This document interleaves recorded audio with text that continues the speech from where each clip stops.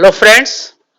आज जो हम सीरीज स्टार्ट करने जा रहे हैं वो है ट्रांसफर ऑफ प्रॉपर्टी एक्ट 1882। इस पूरी सीरीज ऑफ वीडियोस में हम देखेंगे कि ये एक्ट क्या कहता है, इसके बेसिक फीचर्स क्या हैं और इसके अंदर क्या-क्या प्रोविजंस है जिसको हमको समझना है। ये टॉपिक बहुत इंपॉर्टेंट है और जो लोग एलएलबी कर रहे हैं, जो अभी ये एलएलबी में फर्स्ट ईयर के सेकंड सेमेस्टर का एक सिलेबस का एक पार्ट भी है। तो ये जो ट्रांसफर ऑफ प्रॉपर्टी एक्ट है इसको समझना इसलिए भी ज़रूरी है क्योंकि बहुत सारे डिस्प्यूट्स और जो केसेस होते हैं वो इसी एक्ट से रिलेटेड होते हैं। तो हम स्टार्ट करते हैं आज का हमारा topic the transfer of property act. आज के वीडियो में हम केवल डिस्कस करेंगे इंट्रोडक्शन। आई डोंट वांट कि हमारा वीडियो बहुत लंबा हो। हम छोटे वीडियोस बनाएंगे 10 मिनट के आसपास के, 10 से 15 मिनट के, और उसमें डिफरेंट टॉपिक्स हम कवर करेंगे।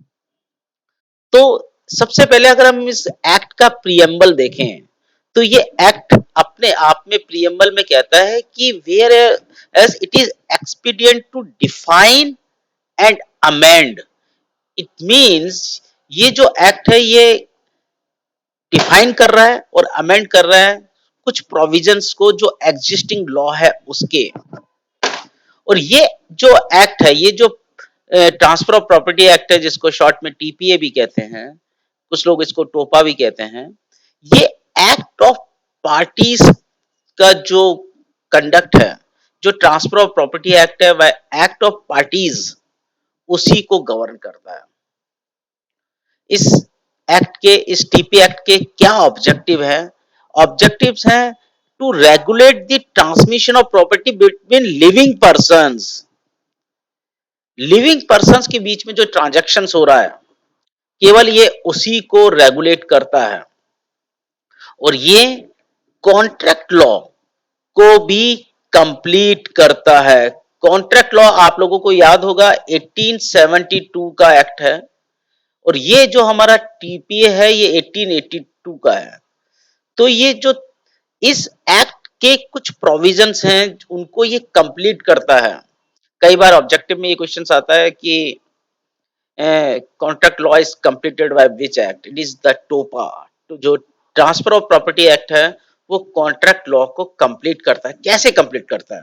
जैसे मान लीजिए ये एक ही पर्सन है, इन दोनों के बीच में एक एग्रीमेंट हो रहा है लैंड की सेल को लेके, तो definitely it is a contract. ये अपनी लैंड बेचना चाहता है, ये अपनी लैंड ये इसके लैंड खरीदना चाहता है, इनके बीच में कोई एग्रीमेंट है, तो ये एग्रीमेंट कॉन्ट्रैक्ट लॉ से गवर्न होगा। कॉन्ट्रैक्ट लॉ के जो सारे प्रोविजंस हैं, competency of the parties, offer होना चाहिए, एक्सेप्टेंस होना चाहिए, फ्री कंसेंट होना चाहिए, वो सब इसमें लगेगा। पर मान लीजिए ये पर्सन बोलता है कि I would sell my land to you but you promise me कि you will not resell to anyone without my permission. ये एक पर्टिकुलर कंडीशन लगा रहा है इस पर्सन के ऊपर कि आप मेरी परमिशन के बिना किसी को रीसेल नहीं करोगे। अब ये देखिए, ये जो कंडीशन है और ये जो एग्रीमेंट है ये कॉन्ट्रैक्ट लॉ के हिसाब से परफेक्टली वैलिड है। एग्रीमेंट भी वैलिड है और ये कंडीशन भी वैलिड है। लेकिन this condition is not valid, it is repugnant to the section 10 of the TOPA. Transfer of property act section 10 का ये वायलेट करती है कंडीशंस। तो अगर हम इन दोनों एक्ट्स को कंबाइन करके पढ़ेंगे तो हमको पता चलेगा कि ये एग्रीमेंट वैलिड है लेकिन ये जो कंडीशन है ये वॉइड है और ये conditions would not be applicable.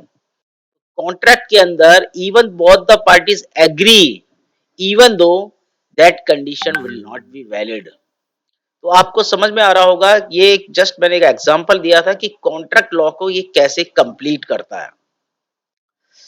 अगर इसका कमेंसमेंट एंड इसका एक्सटेंट देखें तो जो टीपी एक्ट है ये come into the force on the first date of the July of 1882।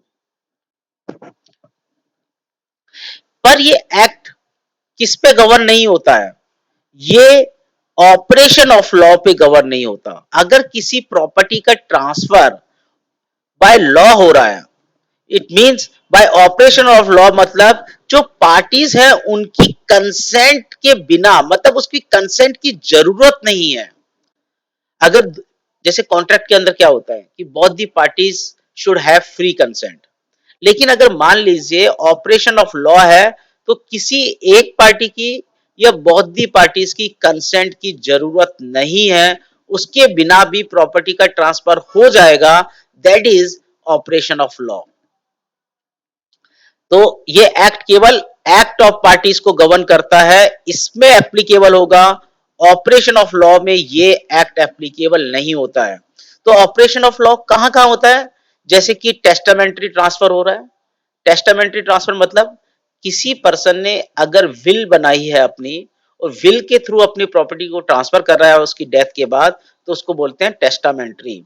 और अगर उसने विल नहीं बनाई है तो उसको बोलते हैं इंटेस्टेट, नो विल, इसमें कोई विल नहीं बनाई गई है।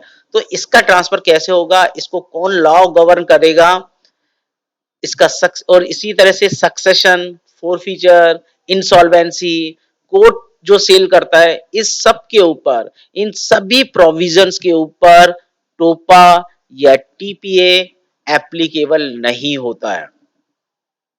जो ट्रांसफर ऑफ प्रॉपर्टी एक्ट है वो होल ऑफ इंडिया में एप्लीकेबल है, but it does not apply to the state of Bombay, Punjab and Delhi. अगर उनकी स्टेट गवर्नमेंट ने इसको अप्लाई नहीं किया है तो वहां की स्टेट गवर्नमेंट चाहे, प्लीज नोट, स्टेट गवर्नमेंट की बात हो रही है, स्टेट गवर्नमेंट की बात हो रही है कि स्टेट गवर्नमेंट को ही ये प्रोविजन बनाना है कि वो नोटिफिकेशन निकाल सकती है ऑफिशियल गजेटेड में, और इस ट्रांसफर ऑफ प्रॉपर्टी एक्ट को एक्सटेंड कर सकती है, या the whole of the territory of the states या पार्ट ऑफ द टेरिटरीज। ये पूरे पूरे एक्ट को भी एक्सटेंड कर सकती है, या किसी एक्ट के कुछ सेक्शंस को ही उस अपने स्टेट में एक्सटेंड कर सकती है। ये एग्जाम्पल है डेलीगेटेड लेजिस्लेशन का। आपके सिलेबस का पार्ट भी है, एडमिनिस्ट्रेटिव लॉ पढ़ रहे हैं तो एडमिनिस्ट्रेटिव लॉ में एक डेलीगेटेड लेजिस्लेशन आता है, तो this is an example of delegated legislation. Section 2 में जो इंपॉर्टेंट बात है, जो सेक्शन 2 ऑफ दिस एक्ट कहता है कि ये जो एक्ट है, this act shall not deem to affect any rule of Mohammedan law. Means Muslim लोगों के लिए जो लॉ है वो, ये एक्ट उसको अफेक्ट नहीं करेगा। पूरा का पूरा एक्ट की बात नहीं कर रहे हैं, it is talking about the specifically second chapter.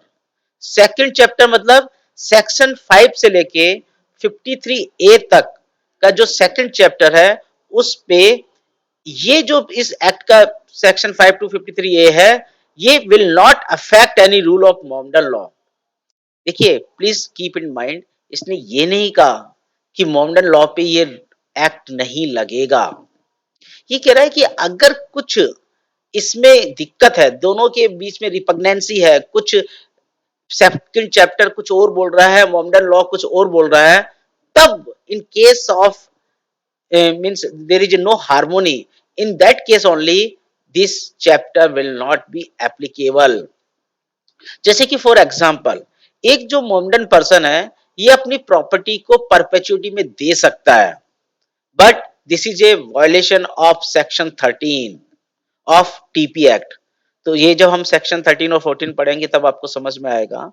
तो अगर ये मोमडन लॉ में पॉसिबल है कि आप दे सकते हैं, टीपी एक्ट में है कि नहीं दे सकते हैं, तो आपका टीपी एक्ट इसको गवर्न नहीं करेगा। आई होप ये बात आपको समझ में आई होगी कि जो जनरल रूल्स हैं वो ऐसा नहीं है कि वो नहीं लगेंगे। जनरल रूल है कि transfer of property act applicable होगा, लेकिन अगर उसके कुछ प्रोविजंस उसको वायलेट करते हैं, उसके अगेंस्ट जाते हैं मोमडन लॉ के, तो वो पर्टिकुलर सेक्शन, वो पर्टिकुलर जो प्रोविजन है वो एप्लीकेबल नहीं होगा। तो ये था हमारा बेसिक इंट्रोडक्शन।